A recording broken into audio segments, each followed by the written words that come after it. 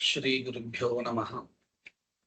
वागीशाद्या सुमनसः सर्वार्थानामुपक्रमे यं नत्वा कृतकृत्या स्युः तं नमामि गजाननं।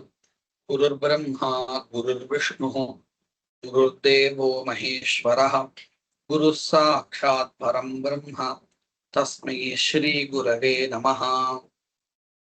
प्रथमाध्यायस्य चतुर्थे पादे तृतीयम् अधिकरणं चित्राधिकरणं निरूप्यमानमस्ति।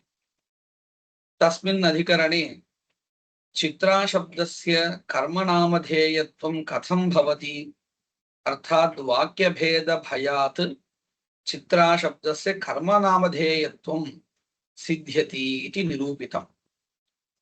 अधुना तस्मिन्नेव अधिकरणे अग्रे बहिष्पवमानादिशब्दानां कर्मनामधेयत्वं वा गुणविधाजकत्वं वा इति विचार्य कर्मनामधेयत्वं सिद्ध्यति इति निरूप्यते।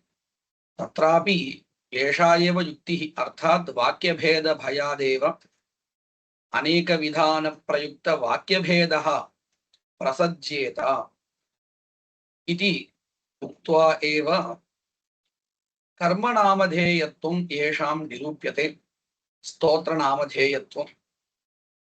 अथापि अत्र स्तोत्रं नाम किम्, एवं तत्र प्रतिसवने कति स्तोत्राणि भवन्ति, तत्र गानप्रकारः कः अस्ति, स्तोमप्रकारः, संख्यासम्पत्तिः कथं सम्पाद्यते इत्यादि विचाराः अत्र कृताः वर्तन्ते। सम्यक् विषयनिरूपणमपि अस्मिन्नेव ग्रन्थे कृतः वर्तते। तदधुना वयं पश्यामः। यथा चित्राशब्दे नामधेयत्वं तथा बहिष्पवमानशब्दे पृष्ठशब्दे च तन्नामधेयत्वं योजनीयं। तया एव युक्त्या वाक्यभेदभयात् अत्र बहिष्पवमानादिशब्दानां नामधेयत्वं वक्तव्यम्।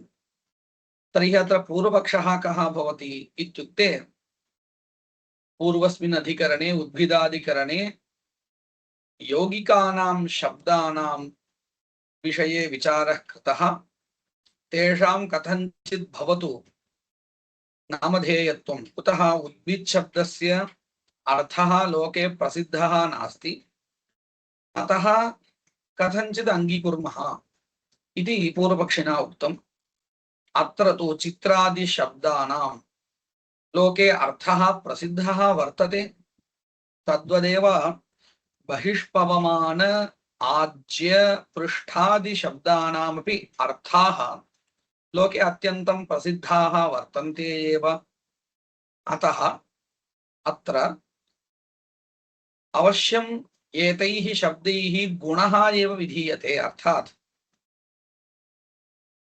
अत्र कानि वाक्यानि गृहीतानि इत्युक्ते, एवं हि श्रूयते, त्रिविद् बहिष्पवमानं पंचदशानि आज्यानि सप्तदशानि पृष्ठानि इति वाक्यानि गृहीतानि विषयत्वेन।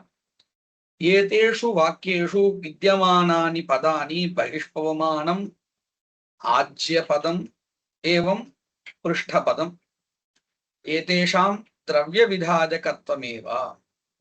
कुतः? एते शब्दाः द्रव्यबोधकाः तथैव लोके प्रसिद्धाः एते शब्दाः। अर्थात् बहिष्पवमानमित्यत्र पवमानशब्दस्य शोधनमर्थः। तर्हि शोधनकर्ता अथवा बहिष्पवमानमित्यनेन किञ्चित् द्रव्यं विधीयते। एवं आज्यानि इत्यत्र आज्यशब्दस्य घृतम् अर्थः लोके प्रसिद्धः। एवं पृष्ठशब्दस्य शरीर अवयवः अर्थः इति लोके प्रसिद्धः। अतः एतेषां पदानां द्रव्यवाचकत्वमेव गुणवाचकत्वमेव गुणविधादकत्वमेव अन्ते पर्यवसानं भवति इति पूर्वपक्षी कथयति। अस्य वाक्यत्रयस्य अर्थः विव्रियते। कथं पश्यन्तु।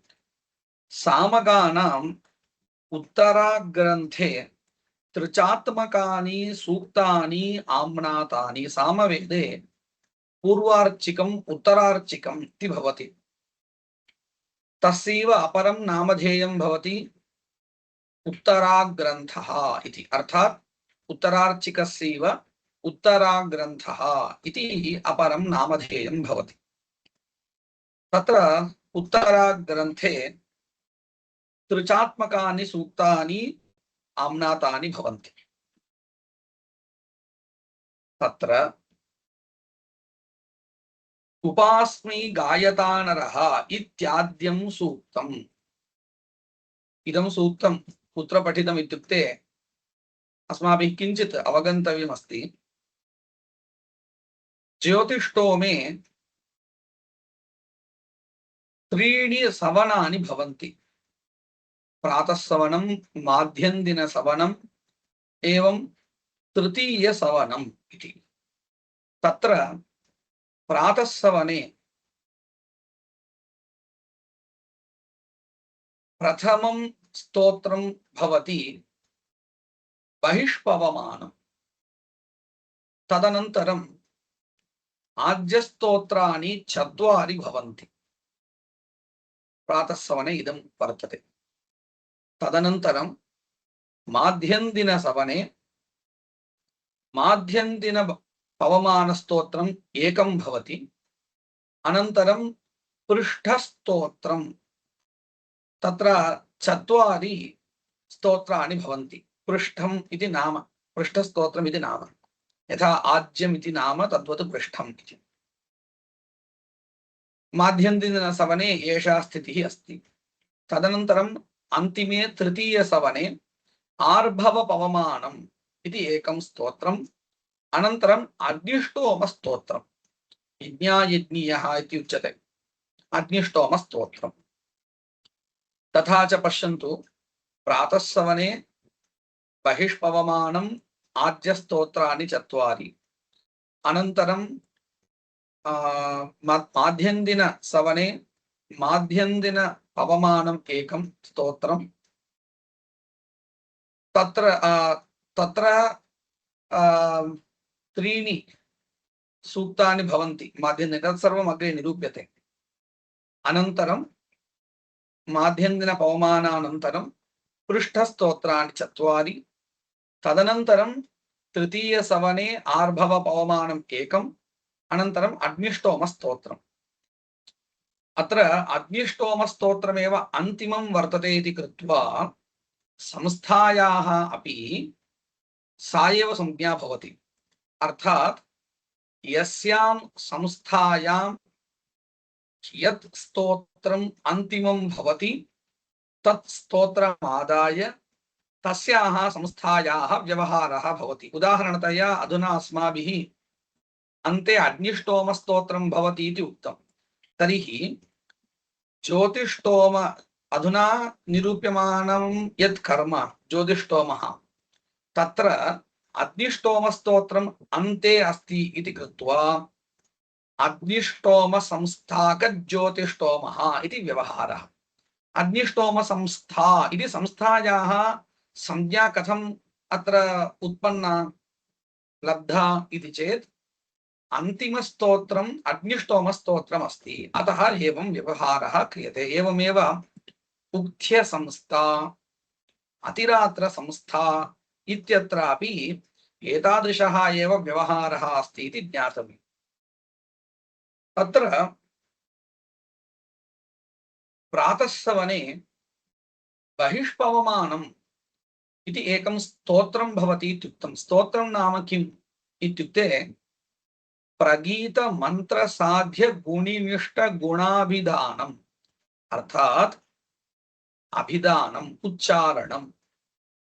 तस्मिन् कर्मणि विद्यमाना काचन देवता सम्बद्धा, तां देवतां सामसहित ऋक् उच्चार्य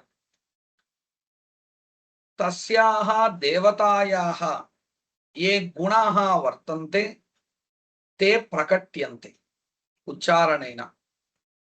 केवल ऋक् नोच्यते किन्तु सामसहिता ऋक् एव उच्यते, अत एव प्रगीत इति योज्यते। शस्त्र स्तोत्रयोः अयमेव भेदः वर्तते। शस्त्रे साम न भवति, गानं न भवति, स्तोत्रे तु तद्भवति। अत एव प्रगीत मंत्र साध्य, मंत्र इति शब्देन ऋक् उच्यते, प्रगीत मंत्र साध्य गुणिनिष्ठ गुणाभिधानम् इति स्तोत्रलक्षणम् उक्तम्।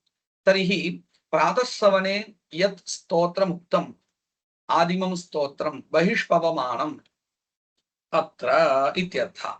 ग्रन्थे तत्र इत्यारभ्यते किल, तत्र इत्यस्य आदिमेव अर्थः। प्रथमं यत् स्तोत्रं प्रातःसवने बहिष्पवमानं तत्र उपास्मै गायतानरः इत्याद्यं सूक्तम्। अस्मिन् सूक्ते तिस्रः ऋचः भवन्ति। कथम्? उपास्मै गायतानरः, अभिते मधुना, सनः पवस्व इति तिस्रः ऋचः अस्मिन् सूक्ते भवन्ति। अनन्तरं द्वितीयं सूक्तं दविद्युदत्या ऋचा इति। अत्रापि तिस्रः ऋचः भवन्ति। दविद्युदत्या हिन्वानः ऋधक् सोमा इति तिस्रः ऋचः भवन्ति। अनन्तरं बहिष्पवमाने अन्तिमं सूक्तमस्ति पवमानस्य ते कवे इति। अत्रापि तिस्रः ऋचः भवन्ति। पवमानस्य ते कवे इति आरम्भः अच्छाकोशम् अच्छा समुद्रमिन्दवः इति तिस्रः ऋचः अत्र भवन्ति। आहत्य नव ऋचः अत्र भवन्ति। तदेव अत्र उच्यते, पश्यन्तु। तत्र अर्थात् बहिष्पवमान स्तोत्रे उपास्मै गायतानरः इत्याद्यं सूक्तं, दविद्युतत्या ऋचा इति द्वितीयं, पवमानस्य ते कवे इति तृतीयं। ज्योतिष्टोमस्य प्रातःसवन अनुष्ठाने तेषु त्रिषु सूक्तेषु, अर्थात् अधुना उक्तेषु त्रिषु सूक्तेषु गायत्रं साम गातव्यम्। एकैकत्र स्तोत्रे साम भिद्यते, बहिष्पवमाने तु अधुना गायत्रं साम भवति इति उक्तम्। तदिदं सूक्तत्रय गान साध्यं स्तोत्रं बहिष्पवमानम् इत्युच्यते। आरंभे अधुनैव अस्माभिः उक्तं सूक्तत्रय गान साध्यं, साम योजयित्वा ऋक् पठनीया भवति, तदेव स्तोत्रम् इत्युच्यते। तादृश स्तोत्रम् अधुना निरूपितं यत् स्तोत्रं तस्य बहिष्पवमानम् इति संज्ञा उच्यते। तत्र अवस्थितानां ऋचां पवमानार्थत्वात् शोधनार्थत्वात् बहिस्सम्बन्धात् च इदं सर्वं किमर्थं निरूप्यते इत्युक्ते बहिष्पवमानम् इति संज्ञा उक्तं किल स्तोत्रस्य। सा संज्ञा कथम् आगता, तत्र प्रवृत्तिनिमित्तं किम् इति निरूपणीयम्। तदर्थं प्रयासः क्रियते। अत्र कारणद्वयं वर्तते। किम् इत्युक्ते उपास्मै गायतानरः पवमानायेन्दवे इति वर्तते, ऋक् वर्तते, तस्यां ऋचि पवमानशब्दः अस्ति। तद्वशादपि अस्य स्तोत्रस्य पवमानस्तोत्रम् इति वक्तुं शक्यते। पवमानसम्बन्धः अस्ति, किञ्च पवमानार्थत्वात् इति वर्तते, शोधनार्थत्वात्। अस्य स्तोत्रस्य पवमान व्यपदेशः भवितुमर्हति।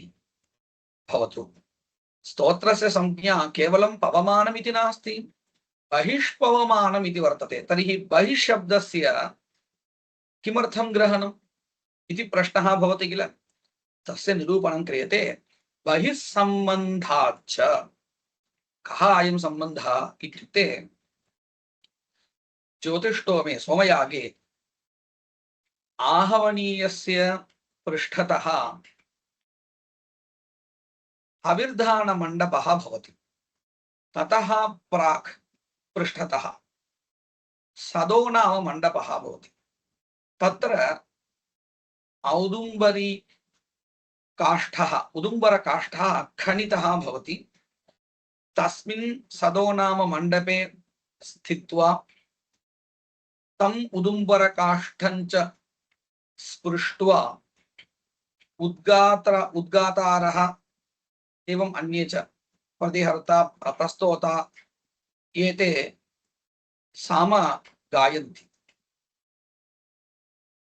अधुना या प्रक्रिया उक्ता एकत्र सदोनाममण्डपे स्थित्वा गायन्ति इति स्तोत्रं कुर्वन्ति इति तत् अन्येषु स्तोत्रेषु भवति। अधुना अभित्वा शुकर्णो नमः इति यत् उक्तं, क्षम्यताम्, उपास्मी गायता नरः इति यदुक्तं श्रुत्य बहिष्पवमान स्तोत्रं तत् तत्र स्थित्वा न गायन्ति। किन्तु बहिः गमनकाले चात्वालदेशं प्रति यदा प्रसर्पणं कुर्वन्ति तस्मिन् काले गानं कुर्वन्ति। तथा च अस्य स्तोत्रस्य बहिः सम्बन्धोऽपि वर्तते, तथा च पवमान सम्बन्धोऽपि वर्तते, एवं बहिः सम्बन्धोऽपि वर्तते इत्यतः अस्य स्तोत्रस्य बहिष्पवमानम् इति व्यपदेशः भवितुमर्हति इति निरूपणं क्रियते। एतत् सर्वं मनसि निधाय उक्तं। तत्र अवस्थितानां ऋचाम् उपास्मी गायता नरः इत्यादीनां पवमानार्थत्वात् बहिः सम्बन्धाच्च बहिष्पवमानम् इति संज्ञा। तस्य निरूपणं बहिः सम्बन्धः कथम् इति अधुना अस्माभिः प्रतिपादितं। ग्रन्थे तस्य उल्लेखनं क्रियते। न खलु इदं स्तोत्रम् इतरस्तोत्रवत् सदोनामकस्य मण्डपस्य मध्ये औदुम्बर्याः स्तम्भशाखायाः सन्निधौ प्रयुज्यते। अन्यत् यत् स्तोत्रं तत्सर्वं सदोनाममण्डपे स्थित्वा औदुम्बरी शाखाया वर्तते तत्सन्निधौ प्रयुज्यते, सर्वं प्रयुज्यते। किन्तु इदं स्तोत्रं सदसः बहिः प्रसर्पद्भिः प्रयुज्यते। तस्य च बहिष्पवमानस्य त्रिवृन्नामकः स्तोमः भवति। एतावता बहिष्पवमानम् इति नाम्नि प्रवृत्तिनिमित्तं किम् इति निरूपितम्। अधुना प्रयोगः निरूप्यते। तत्र ऋचः नवऋचः वर्तन्ते इति उक्तम्। स्तोत्रे संख्या भवति, अर्थात् एकादृक् अस्ति चेदपि तां ऋचं पुनः पुनः आवर्तयित्वा निर्दिष्ट संख्या संपादनीया। अर्थात् उपास्मी गायता नरः इति एका ऋक् एव अस्ति इति चिन्तयतु, परन्तु अस्मिन् कर्मणि पञ्च संख्या संपादनीया, परन्तु एका एव किल ऋक् अस्ति। तर्हि कथं सम्पादयितुं शक्यते इति चेत् पुनः पुनः तस्याः एव ऋचः आवृत्तिः कर्तव्या। आवृत्तिः वा कर्तव्या अथवा तस्यामेव ऋचि भिन्नं भिन्नं साम योजनीयम्। अर्थात् उपास्मी गायता नरः इत्यत्र बहिष्पवमाने गायत्रं साम भवति इत्युक्तं किल, तद्वत् क्वचित् एकस्यामेव ऋचि गायत्रं साम भवति, आमहीयवं भवति, एवं रूपेण भिन्नं भिन्नं साम भवति। तदानीं किं भवति, ऋक् एका एव चेदपि साम्नः भिन्नस्य योजनेन आवृत्तिः कृता भवति, तर्हि संख्यायाः वृद्धिः भवति। तथा च संख्यायाः वृद्धिः द्विविधा सम्पादयितुं शक्यते। क्वचित् विद्यमानायाः एव ऋचः आवृत्तिः, अथवा ऋचः ऋचि साम्नः योजनं, भिन्न भिन्न साम्नः योजनं, एवं वा आवृत्तिः कर्तुं शक्यते इति स्थितिः। क्वचित् साम योज्यते, भिन्नं साम योज्यते, अनेक अनेक साम योजयित्वा संख्या संपत्तिः भवति। क्वचित् आवृत्य, तत्र नियमः वर्तते, अत्र इदमेव कर्तव्यम्, एवं कृत्वा एव आवृत्तिं कृत्वा एव संख्या सम्पादनीया इति नियमः भवति। क्वचित् साम योजयित्वा, भिन्नं भिन्नं साम योजयित्वा तथा आवृत्तिः सम्पादनीया इति नियमः भवति। तत्सर्वं तु शास्त्राधीनम्, अस्माकम् इच्छया कर्तुं न शक्यते इति स्थितिः वर्तते। अत्र अस्माभिः ज्ञातव्यः अंशः कः अस्ति? अधुना मया लौकिकव्यवहारेण संख्या इति प्रयोगः कृतः। तस्याः एव संख्यायाः अत्र स्तोमः इति व्यवहारः। ऋग्गत संख्या स्तोमः इत्युच्यते। एतत् सर्वं मनसि निधाय ग्रन्थकारः अग्रिमं विषयं निरूपयति। तस्य च बहिष्पवमानस्य त्रिवृन्नामकः स्तोमः भवति। स्तोत्रे या संख्या वर्तते, ऋग्गत संख्या, तस्याः संख्यायाः स्तोमः इति व्यपदेशः भवति। अत्र त्रिवृत् स्तोमः भवति। त्रिवृत् इत्युक्ते नवकमर्थः। अयं विषयः अस्माभिः पूर्वमेव पठितः वर्तते। तर्हि अत्र अस्मिन् बहिष्पवमाने स्तोत्रे संख्या का भवति? नवसंख्या भवति, सम्पादनीया भवति। क्लेशो न भवति। कुतः इत्युक्ते अत्र ऋचः अपि नव वर्तन्ते, अतः क्लेशो नास्ति। यत्र ऋचः न्यूनाः तत्रैव आवृत्तिं कृत्वा संख्या सम्पादनीया भवति। पश्यन्तु, अत्र नव ऋचः वर्तन्ते। यदि अस्मिन् स्तोत्रे 15 स्तोमः विहितः इति चिन्तयन्तु, तदानीम् आवृत्त्या एव सः स्तोमः सम्पादनीयः भवति। परन्तु बहिष्पवमाने तथा क्लेशो नास्ति। कुतः? त्रिवृदेव स्तोमः विहितः, संख्या विहिता, अतः ऋचः अपि नव एव वर्तन्ते इत्यतः क्लेशो नास्ति। तस्य च बहिष्पवमानस्य त्रिवृन्नामकः स्तोमः भवति। कथमिदं ज्ञायते? तद्वदति। तस्य च स्तोमस्य विधायकं ब्राह्मणवाक्यम् एवम् आम्नायते। किमिति? तिसृभ्यो हिंकरोति, स प्रथमया तिसृभ्यो हिंकरोति, स मध्यमया तिसृभ्यो हिंकरोति, स उत्तमया उद्यति त्रिवृतः विष्टुतिः इति। अत्र त्रिसृभ्यो हिंकरोति इति वाक्यं वर्तते। तिसृभ्यः इति पञ्चम्यन्तं पदं, परन्तु तृतीयार्थे वर्तते।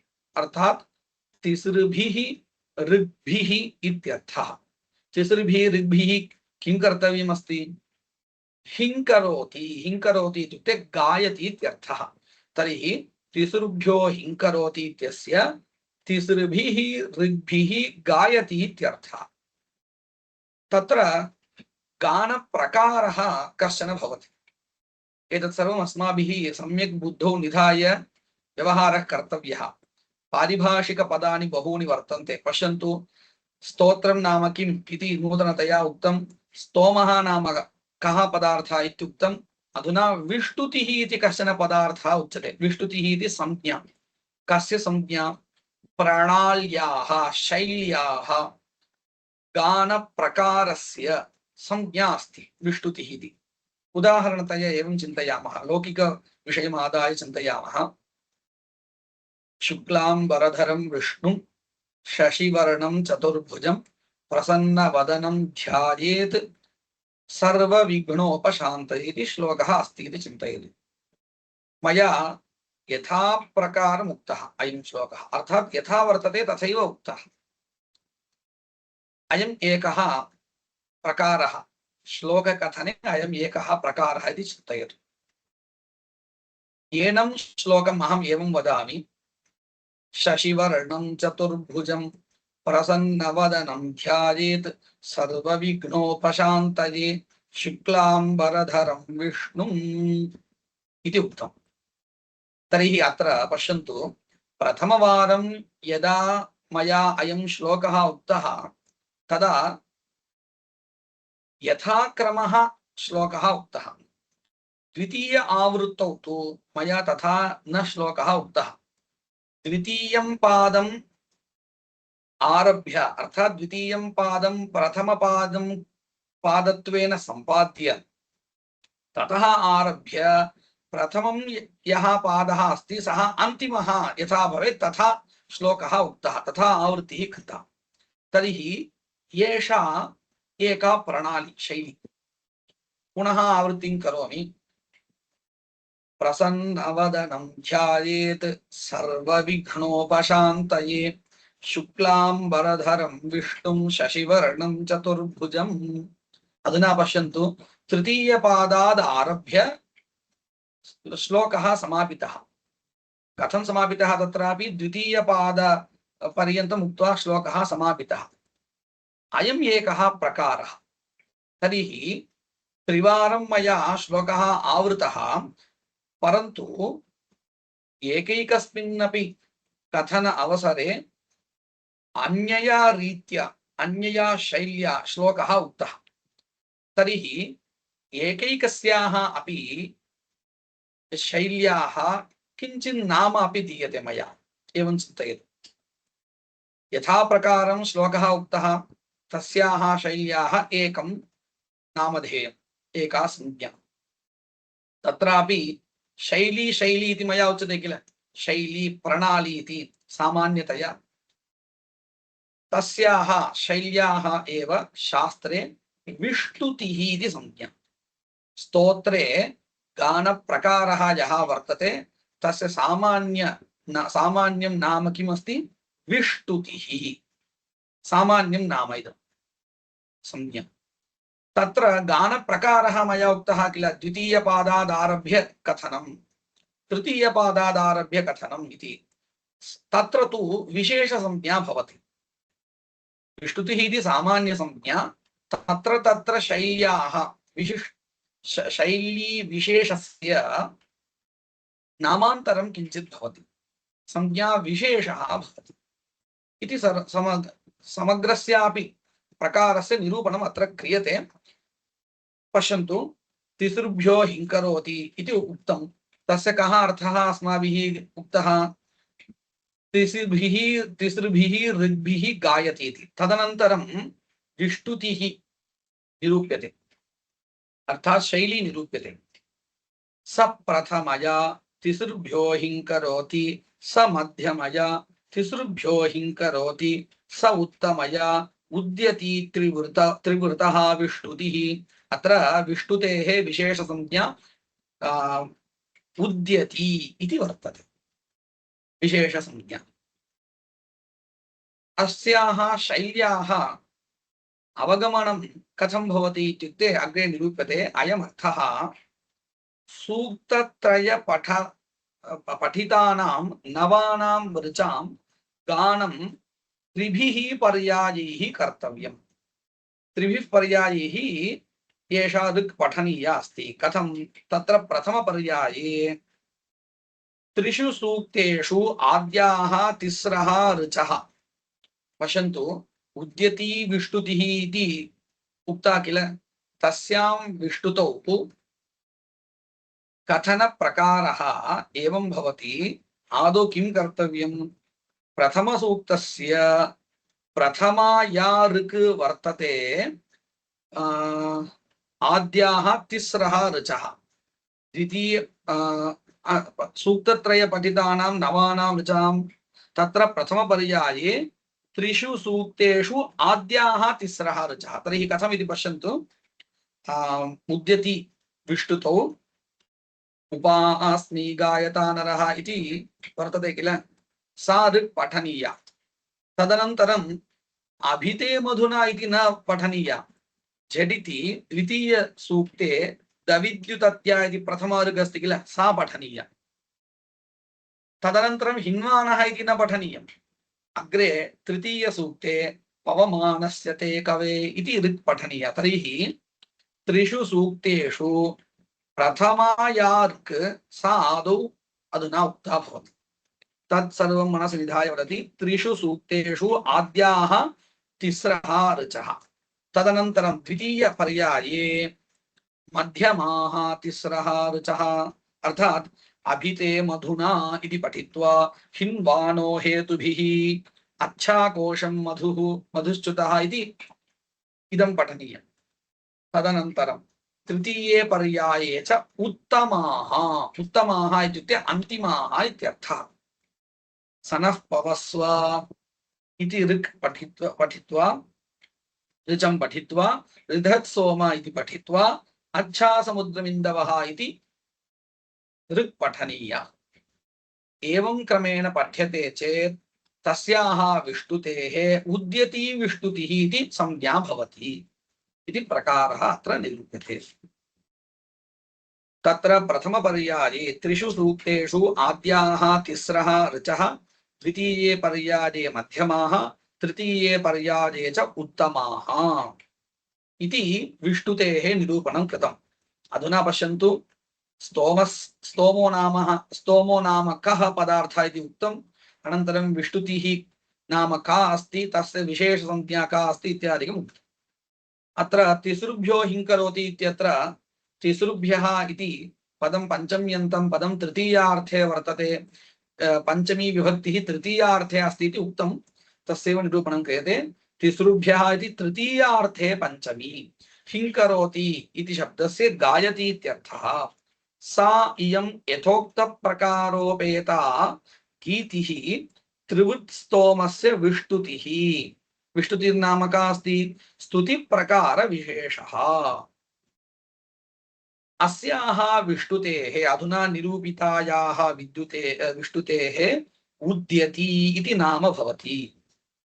एवमेव अत्र अस्मिन् बहिष्पवमानस्तोत्रे एव केवल उद्यति विष्टुतिः एव भवति इति न, परिवर्तिनी इति एका विष्टुतिः भवति, एवं कुलायिनी इत्यपि एका विष्टुतिः भवति। तर्हि एतेषु त्रिषु यः कोऽपि स्वीकर्तुं शक्यते इति वर्तते, यः कोऽपि प्रकारः स्वीकर्तुं शक्यः इत्यभिप्रायः। एवं परिवर्तिनी कुलायिनी इति द्वे विष्टुति। तत्र कथं प्रकारः इत्युक्ते उद्यती विष्टुतिः कथं भवति इति निरूपितं, परिवर्तिनी विष्टुतिः कथं भवति, तत्र गानप्रकारः कः अस्ति, कः क्रमः आदरणीयः इति निरूपयति। तयोः अर्थात् परिवर्तिनी कुलायिनी इत्यनयोः विष्टुत्योः मध्ये परिवर्तिनी एवम् आम्नायते, एवं कथ्यते। किमिति?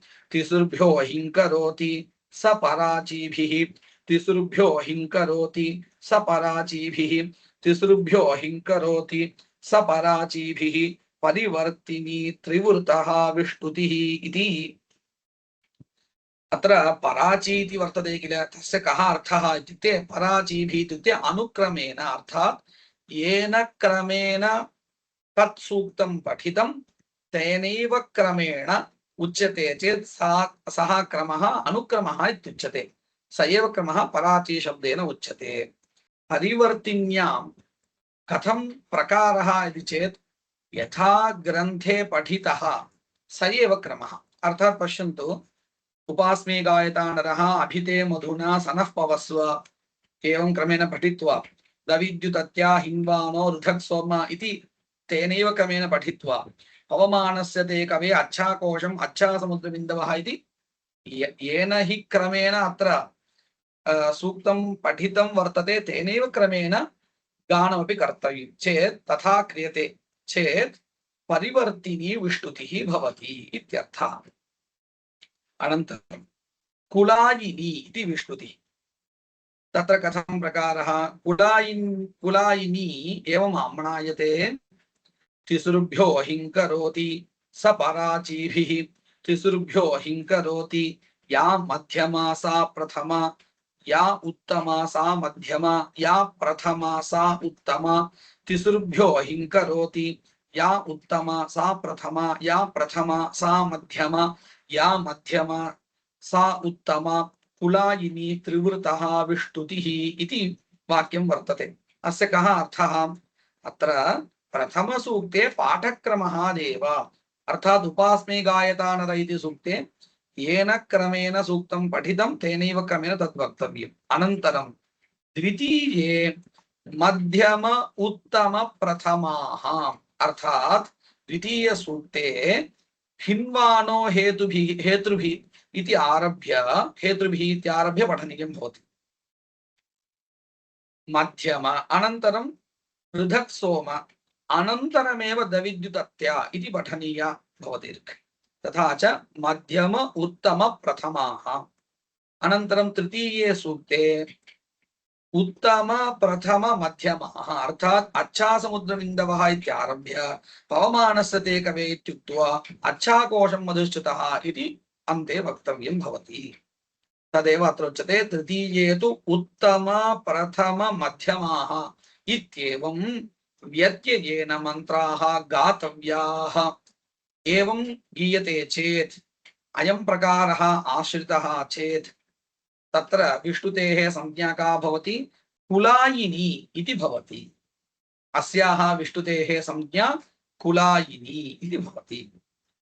तदिदं विष्णुतित्रयं विकल्पितम् अस्मिन् बहिष्पवमानस्तोत्रे त्रिषु एतेषु प्रकारेषु यः कश्चन प्रकारः आश्रयितुं शक्यः।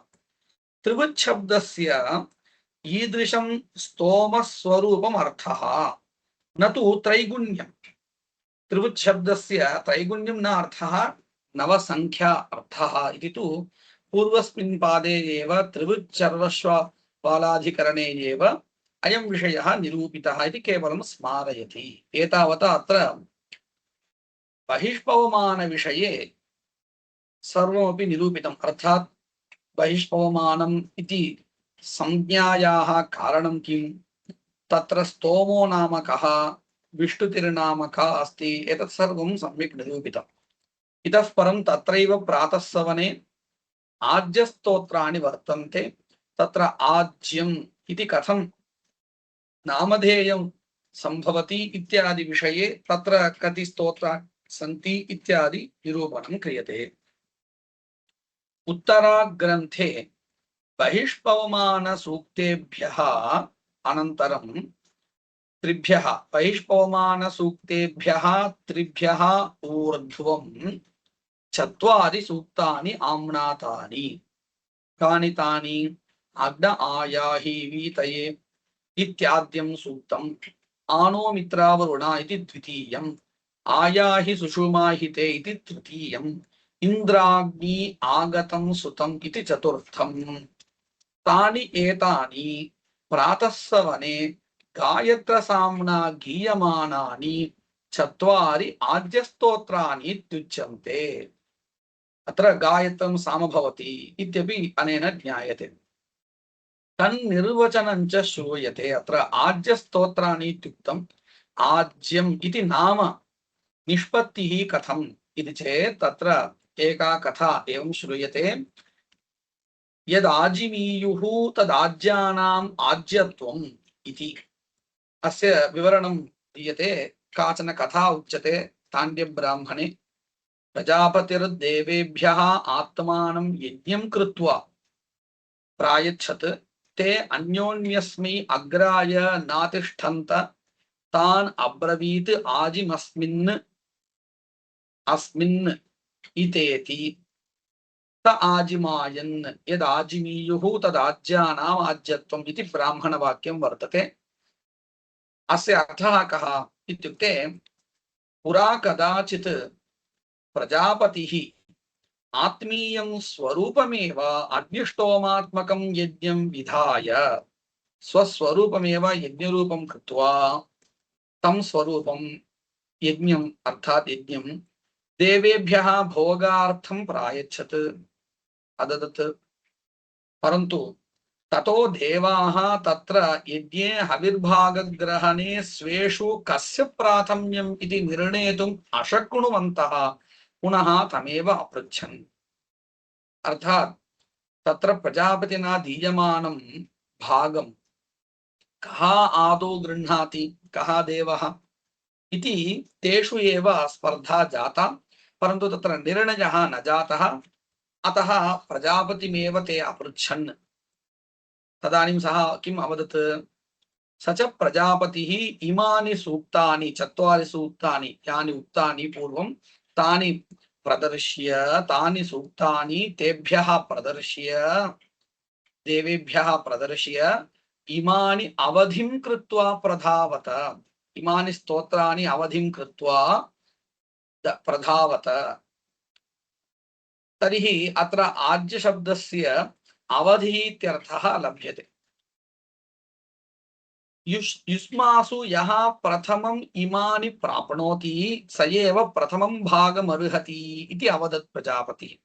तेन च स्तोत्राणाम् अमीषाम् अर्थात् किम् अग्नायाहि इत्यादीनां स्तोत्राणाम् अमीषाम् आज्य नाम संपन्नम्। आजिः अवधितया निर्देशः तम अर्हतीति आज्यम, न तु आज्यमिति घृतम् उच्यते, अत्र अवधिः उच्यते। एवं रूपेण नाम निष्पत्तिः वेदे एव प्रदर्शिता वर्तते। तदेव अत्र वदति यदाजिमीयुः तदाज्यानाम् आज्यत्वम् इति। तेषु आज्यस्तोत्रेषु 15 नामकः स्तोमः भवति। नवकं न भवति, 15 भवति। तस्य स्तोमस्य विष्टुतिः एवम् आम्नायते। अर्थात् पश्यन्तु, अत्र कथन प्रकारः गान प्रकारः विष्टुतिः कथमस्ति इति निरूप्यते। पंचभ्यो हिंकरोति स तिसृभिः स एकया पंचभ्यो हिंकरोति स एकया स तिसृभिः स एकया पंचभ्यो हिंकरोति स एकया तिसृभिः इति एकं सूक्तं त्रिवारम् आवर्तनीयम्। पश्यन्तु, अत्र प्रथमं सूक्तमस्ति अग्नायाहि वीतये इति। तत्र तिस्रः ऋचः वर्तन्ते। तत्र प्रत्येकस्मिन् सूक्ते 15 संख्या सम्पादनीया आवृत्या। तत् कथमिति अत्र उक्तम्। एकं सूक्तं 3 आवर्तनीयम्। प्रथमावृत्तौ प्रथमायाः ऋचः 3 अभ्यासः। प्रथम आवृत्ति वेलायाम् अग्नायाहि इति प्रथमायाः ऋचः 3 वारम् आवृत्तिः कर्तव्या। अनन्तरं प्रथमावृत्तौ एव द्वितीय ऋचः 1 वारं पठनं, तृतीय ऋचः 1 वारं पठनम्, आहत्य 5 संख्या सम्पन्ना। अनन्तरं द्वितीय आवृत्तौ मध्यमायाः 3 वारम् आवृत्तिः, उत्तमायाः अर्थात् सनः पृथुश्रवायम् इत्यस्याः ऋचः 1 वारम् आवृत्तिः, अग्नायाहि इत्यस्यापि 1 वारम् आवृत्तिः। तर्हि पुनः 5 संख्या सम्पन्ना, आहत्य 10। पुनः तृतीय वारम् आवृत्तौ सनः पृथुश्रवायम् इति या ऋक् अन्तिमा उत्तमा वर्तते, अत्र उत्तमा इत्यस्य अन्तिमा इत्यर्थः, उत्तमा वर्तते, तस्याः 3 वारम् आवृत्तिः, अग्नायाहि इत्यस्य 1 वारम् आवृत्तिः, तन्त्वा समिद्भिरङ्गितः इत्यस्याः ऋचः 1 वारम् आवृत्तिः, आहत्य तृतीय आवृत्तौ अपि 5 संख्या सम्पन्ना, तथा च मिलित्वा 15 संख्या सम्पन्ना भवति। एवं रूपेण प्रत्येकस्मिन्नपि सूक्ते संख्या सम्पादनीया इति ज्ञेया। सोऽयं 15 स्तोमः। एतावता प्रातःसवने यद्यद् वक्तव्यं बहिष्पवमान विषये आज्यस्तोत्र विषये तत्सर्वम् उक्तम्। इतः परम् उक्तेभ्यः 4 सूक्तेभ्यः ऊर्ध्वम् उत्तराग्रन्थे 3 माध्यन्दिन पवमान आम्नाय तत ऊर्ध्वं 4 सूक्तानि आम्नातानि। माध्यन्दिन सवने माध्यन्दिन पवमान स्तोत्रम्, तत्र 3 सूक्तानि वर्तन्ते। कथम् इत्युक्ते माध्यन्दिन स्तोत्रे उच्चातेज इति एकं सूक्तम्, अनन्तरं पुनानः सोम इति द्वितीयं सूक्तं, प्रतुद्रव इति तृतीयं सूक्तं। तत्रापि 15 संख्या सम्पादनीया भवति। कथं सम्पाद्यते इत्युक्ते अत्र पश्यन्तु, आवृत्तिः कथं क्रियते इत्युक्ते भिन्नं भिन्नं साम योजयित्वा आवृत्तिः सम्पाद्यते। अर्थात् उच्चातेज इति वर्तते किल प्रथमं सूक्तं तत्र गायत्रं साम आमहीयवं साम सामद्वयम् अत्र निर्दिश्यते तत्र अयमपि विषयः ज्ञातव्यः वर्तते सर्वत्र तिस्रः ऋचः भवन्ति इति न नियमः क्वचित् द्वे ऋचौ अपि भवतः एकस्मिन् सूक्ते अधुना बहिष्पवमान विषये यद् दृष्टं तत्र अस्माकं क्लेशो नास्ति अनन्तरं किम् आद्यस्तोत्रं दृष्टं तत्रापि क्लेशो नास्ति सर्वत्र सूक्तेषु तिस्रः ऋचः वर्तन्ते परन्तु माध्यन्दिन स्तोत्रे वा अग्रे पृष्ठस्तोत्रे वा सर्वत्र एकैकस्मिन्नपि सूक्ते तिस्रः ऋचः वर्तन्ते इति न क्वचित् द्वे ऋचौ भवतः तदानीं कथं व्यवहारः कथं वा संख्यायाः सम्पत्तिः इति चेत् तत्र प्रग्रथनेन ऋचः आधिक्यं सम्पाद्यते अर्थात् कथं कुर्वन्ति उदाहरणतया वदामि शुक्लाम्बरधरं विष्णुं शशिवर्णं चतुर्भुजं प्रसन्नवदनं ध्यायेत् सर्वविघ्नोपशान्तये इति एकः श्लोकः वागीशाद्याः सुमनसः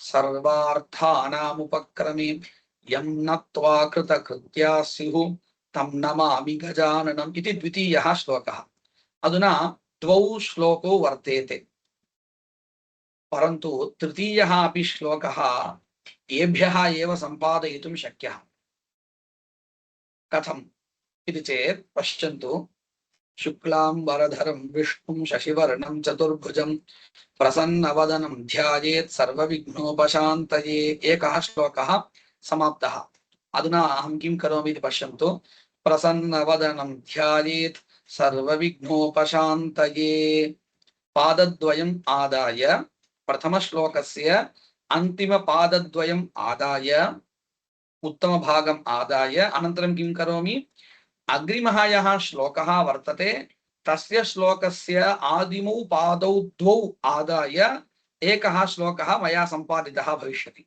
कथमिति पश्यन्तु प्रसन्नवदनं ध्यायेत् सर्वविघ्नोपशान्तये वागीशा अद्या सुमनसः सर्वार्थानामुपक्रमे एकः श्लोकः सम्पादितः पुनः वागीशा अद्या सुमनसः सर्वार्थानामुपक्रमे यं नत्वा कृतकृत्याः स्युः तं नमामि गजाननं तर्हि पश्यन्तु शुक्लाम्बरधरं विष्णुं शशिवर्णं चतुर्भुजं प्रसन्नवदनं ध्यायेत् सर्वविघ्नोपशान्तये एकः श्लोकः प्रसन्नवदनं ध्यायेत् सर्वविघ्नोपशान्तये वागीशाद्याः सुमनसः सर्वार्थानामुपक्रमे द्वितीयः श्लोकः वागीशाद्याः सुमनसः सर्वार्थानामुपक्रमे यं नत्वा कृतकृत्याः स्युः तं नमामि गजाननं तृतीयः श्लोकः तर्हि द्वौ श्लोकौ आदाय त्रयः श्लोकाः मया अधुना सम्पादिताः एवं रूपेण यत् सम्पादनमस्ति तस्यैव संज्ञा प्रग्रथनम् मया उदाहरणार्थम् एवम् उक्तं तत्र अयमेव नियमः इति नास्ति तत्र तृतीयं पादमादाय अथवा तृतीयपादं चतुर्थपादम् आदाय द्वयमपि आदाय अथवा चतुर्थपादं केवलम् आदाय इति तत्र प्रकारभेदाः विशेषप्रकाराः वर्तन्ते तत्सर्वम् अस्माभिः सामान्यतया ज्ञातुं न शक्यते अवगमनार्थम् इदम् उपयुक्तं भवति एवं रूपेण यत्र द्वे ऋचौ वर्तेते तत्र तृतीयायाः ऋचः सम्पादनं प्रग्रथनेन क्रियते तर्हि पश्यन्तु अत्र माध्यन्दिन पवमानस्तोत्रेऽपि एतादृश क्लेशः वर्तते अर्थात् तत्र तिस्रः ऋचः सर्वत्र वर्तन्ते इति न क्वचित् न्यूनत्वमपि वर्तते तादृशस्थले प्रग्रथनं कृत्वा तिस्रः ऋचः सम्पाद्यन्ते सम्पाद्य तदनन्तरं किं कुर्वन्ति इत्युक्ते तत्र सामद्वयं योजयन्ति गायत्रं साम आमहीयव साम इति योजयन्ति इदं कुत्र उच्चातेज इत्यस्मिन् सूक्ते तथैव पुनानः सोम इत्यत्र रौरवं यौधाजयम् इति सामद्वयं तदपि योजयन्ति। योजनेन किं भवति इति पश्यन्तु। अधुना उच्चातेज इत्यत्र तिस्रः ऋचः पठिताः इति न अस्माभिः सम्पादिताः। कथञ्चित् तिस्रः ऋचः अधुना वर्तन्ते उच्चातेज इति सूक्ते। तत्र गायत्रसामगानयोजनेन त्रित्वं सम्पादितम्। एवमेव पुनानस् उच्चातेज इत्यत्रैव आमहीयवसामयोजनेन पुनः त्रित्वं सम्पादितम्। आहत्य षट् सम्पत्तिर्भवति, षण्णां सम्पत्तिर्भवति, षट् संख्या सम्पद्यते। एवमेव पुनानः सोम इति सूक्ते रौरवं साम योजयित्वा त्रित्वं सम्पाद्यते। तत्रापि तिस्रः ऋचः भवन्ति, रौरवसाम योजयित्वा उच्यते चेत् त्रित्वसंख्या सिद्ध्यति। तदनन्तरं यौधाजयं साम यदस्ति तद् योजयित्वा उच्यते चेत् पुनः त्रित्वं सम्पादितं भवति। आहत्य अत्रापि इत्युक्ते पुनानः सोम इति सूक्तेपि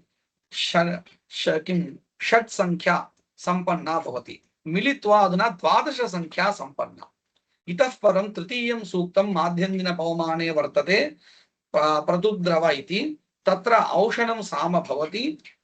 तत्र एकमेव साम अस्ति इति कृत्वा गानेन त्रित्वमेव सम्पादितं भवति। तथा च पूर्वम् आदौ प्रथमसूक्ते षट् संख्या सम्पन्ना, द्वितीयसूक्ते षट् संख्या सम्पन्ना, तृतीयसूक्ते त्रित्वं मिलित्वा 15। एवं रूपेण माध्यन्दिन स्तोत्रेऽपि 15 संख्यायाः सम्पत्तिः भवति। तत्सर्वं मनसि निधाय उक्तं त्रीणि माध्यन्दिनपवमान सूक्तानि आम्नाय इति। तत्र विवरणं न कृतम् एतैः। कुतः इत्युक्ते तत्र विचारः नास्ति किल। आद्यस्तोत्रे पृष्ठस्तोत्रे इति एतेष्वेव किल विचारः शब्दे इति कृत्वा तैः माध्यन्दिनपवमाने विवरणं न कृतम्, अस्माभिः दृष्टम्। तत ऊर्ध्वं 4 सूक्तानि आम्नातानि पृष्ठस्तोत्राणि। तेषु अभित्वाशूरणो नुमः इत्याद्यं सूक्तम्, कयानश्चित्राभूवदिति द्वितीयं सूक्तम्, तम्बोदस्म इति तृतीयं सूक्तम्, तरोभिर्वो इति चतुर्थं सूक्तम्। अत्रापि ऋचः न्यूनाः एव वर्तन्ते।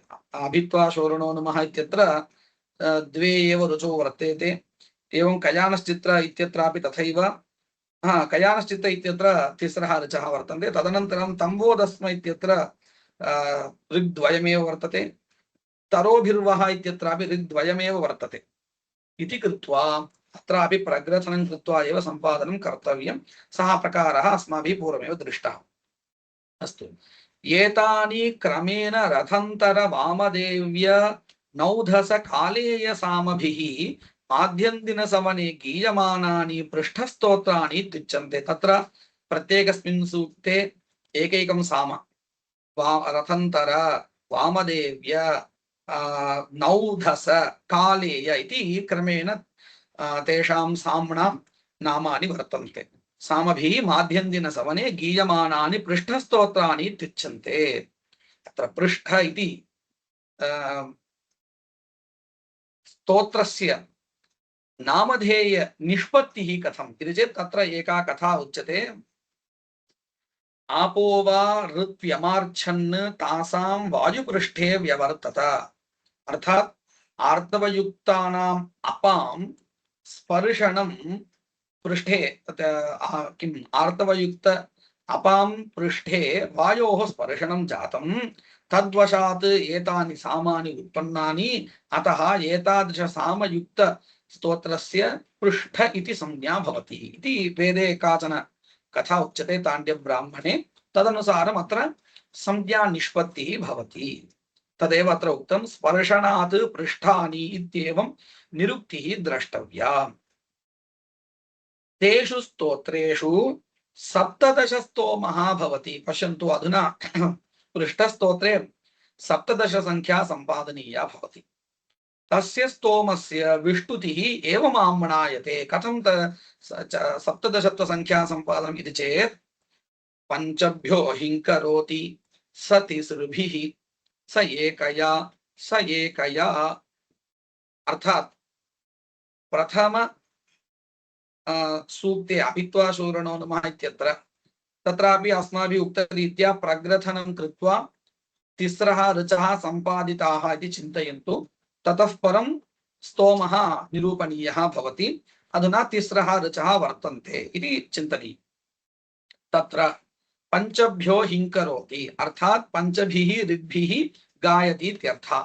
कथं तत्र पंचसंख्या सम्पत्तिः इति चेत् प्रथमा या ऋक् वर्तते अभित्वा शूरणो नमः इति तस्याः ऋचः त्रिवारम् आवृत्तिः तिसृभिः इति। तदनन्तरं द्वितीया या ऋक् तत्रापि द्वितीया ऋक् इत्युक्ते पठिता ऋक् इति नास्ति। अत्र अभित्वा शूरणो नमः इत्यत्र अस्माभिः ऋक् काचन सम्पादनीया प्रग्रथनेन इत्युक्तं किल, सा एव अधुना द्वितीया ऋक् भवति। कुतः तदानीमेव क्रमः युक्तः भवति। अतः प्रथमा ऋक् इत्युक्ते अभित्वा शूरणो नमः इति ऋक्, द्वितीया ऋक् इत्युक्ते प्रग्रथनेन या ऋक् सम्पादिता सा, तृतीया इत्युक्ते अनन्तरं किं नत्वा वामन्यः इत्यारभ्य वा अथवा न जातो न जनिष्यते इत्यारभ्य वा एका ऋक् पठ्यते किल, विद्यमाना ऋक्, सा एव तृतीया उत्तमा ऋक् भवति। इदं किमर्थम् उच्यते इत्युक्ते द्वितीया ऋक् पठिता ऋक् न भवति, प्रग्रथनेन या सम्पादिता भवति सा ऋक् भवति इत्यत्र तात्पर्यम्।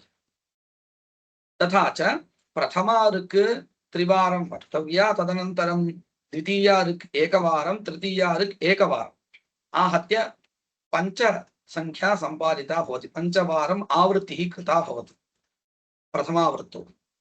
द्वितीयावृत्तौ पंचभ्यो हिंकरोति स एकया स तिसृभिः स एकया अर्थात् द्वितीयावृत्तौ प्रथमा या ऋक् वर्तते अभित्वा शूरणो नमः इति सा एकवारमेव वक्तव्या। मध्यमा या अस्ति प्रग्रथनेन सम्पादिता सा ऋक् त्रिवारम् आवर्तनीया, अन्तिमा एकवारं वक्तव्या। तृतीय आवृत्तौ अंतिम आवृत्तौ सप्तभ्यो हिंकरोति। अत्र कथं प्रकारः इत्युक्ते अभित्वा शूरणो नमः इति प्रथमा या ऋक् वर्तते सा एकवारं वक्तव्या। तदनन्तरं द्वितीया या ऋक् प्रग्रथनेन सम्पादिता सा ऋक् त्रिवारं वक्तव्या। अन्तिमा या ऋक् त्रिवारं वक्तव्या। आहत्य सप्तदश स्तोमाः सिद्ध्यति। कथं? प्रथम आवृत्तौ पंचसंख्या सम्पन्ना, द्वितीयावृत्तौ पंचसंख्या, अन्तिम आवृत्तौ तु सप्त, आहत्य मिलित्वा सप्तदश स्तोमः सिद्ध्यति। एवं क्रमः वर्तते। एतत् सर्वं मनसि निधाय एव इदं सर्वं निरूपितम्। पंचभ्यो हिंकरोति स तिसृभिः स एकया स एकया, पंचभ्यो हिंकरोति स एकया स तिसृभिः स एकया, सप्तभ्यो हिंकरोति स एकया स तिसृभिः इति। अत्र प्रथमावृत्तौ प्रथमायाः ऋचः त्रिः अभ्यासः, द्वितीयावृत्तौ मध्यमायाः त्रिः आवृत्तिः इति अस्माभिः योजनीयम्। तृतीय आवृत्तौ मध्यम उत्तमयोः ऋचोः आवृत्तिः, सोऽयं सप्तदश स्तोमः।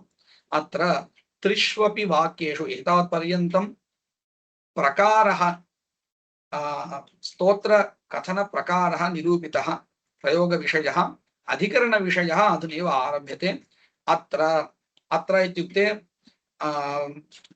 बहिष्पवमान शब्दे वा 15 आज्यानि भवन्ति, 17 पृष्ठानि इति तेषु वाक्येषु त्रिष्वपि वाक्येषु 15 17 शब्दाः गुणविधादकत्वेन सम्मताः।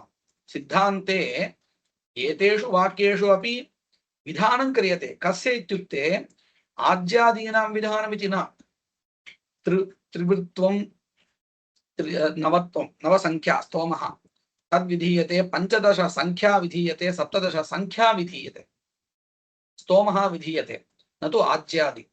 यदि स्तोत्रं तु पूर्वमेव प्राप्तं, प्राप्त स्तोत्रोद्देशेन एतैः वाक्यैः विधिवाक्यैः स्तोमः संख्या तदपि विधीयते, एवमेव आज्यादि द्रव्यमपि विधीयते इति उच्यते। यदि तर्हि अनेक विधान प्राप्तोद्देशेन अनेक विधान प्रयुक्त वाक्यभेदावत्तिः स्यात्। एतदेव अस्माभिः चित्रा शब्दविषयेपि उक्तं। प्राप्त द्रव्योद्देशेन चित्रत्व स्त्रीत्व उभय विधाने वाक्यभेदापत्तिः अनेक विधान प्रयुक्त वाक्य भेदापत्तिः इत्युक्तं। तद्वदेव अत्रापि भवेत्। अतएव अत्र स्तोमः एव विधीयते, संख्यादेव विधीयते, न तु आज्यादिद्रव्यं बहिष्पवमानादिद्रव्यं विधीयते। तर्हि अत्र किं विधीयते? त्रिवृत्वादि विधीयते। अतएव ज्योतिष्टोम इति संज्ञापि कर्मणः भवति। अर्थात् त्रिवृत्पञ्चदश सप्तदश एकविंशः इति वर्तते। एतासां संख्यानाम् एकत्र स्थितिः क्व भवति इत्युक्ते ज्योतिष्टोमे एव भवति। एतासां संख्यानामेव मिलित्वा ज्योतिंषि इति संज्ञा। अतः एतादृश संख्याः वर्तन्ते ज्योतिष्टोमे वर्तन्ते इति कृत्वा एव तस्य कर्मणः ज्योतिष्टोमः इति संज्ञा। अधुना ज्योतिष्टोमः इति यत् कर्म उच्यते तस्मिन्नेव कर्मणि एते स्तोमाः वर्तन्ते।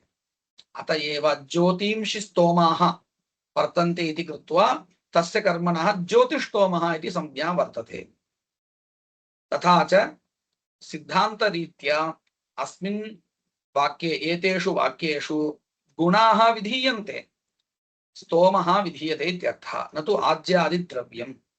तदेव उच्यते अत्र त्रिष्वपि वाक्येषु त्रिवृत् पञ्चदश सप्तदश शब्दाः गुणविधारकत्वेन सम्मताः। यदि बहिष्पवमान आज्य पृष्ठशब्दाः अपि गुणविधारकाः स्युः तदा प्रत्युदाहरणं भवेत्। अर्थात् अत्र गुणद्वय विधानम् अङ्गीक्रियते चेत् पूर्वस्मिन् अधिकरणे यदुक्तं तदपेक्षया अत्र एतेषां शब्दानां कर्मनामधेयत्वं नास्ति, गुणविधारकत्वम् इत्यङ्गीकृतं स्यात्। बहिष्पवमान शब्देन गुणः विधीयते, आज्य शब्देन आज्यं घृतं विधीयते, पृष्ठ शब्देन अवयवः विधीयते इति एतेषां शब्दानां कर्मनामधेयत्वं न स्यात्। तथा नोच्यते। गुणद्वय विधानात् वाक्यभेदः स्यात्। तथा विधीयते चेत् स्तोमः अपि विधीयते, गुणाः अपि विधीयन्ते इति कृत्वा वाक्यभेदः स्यात्। तस्मात् बहिष्पवमानादि शब्दाः स्तोत्र नामधेयानि भवन्ति।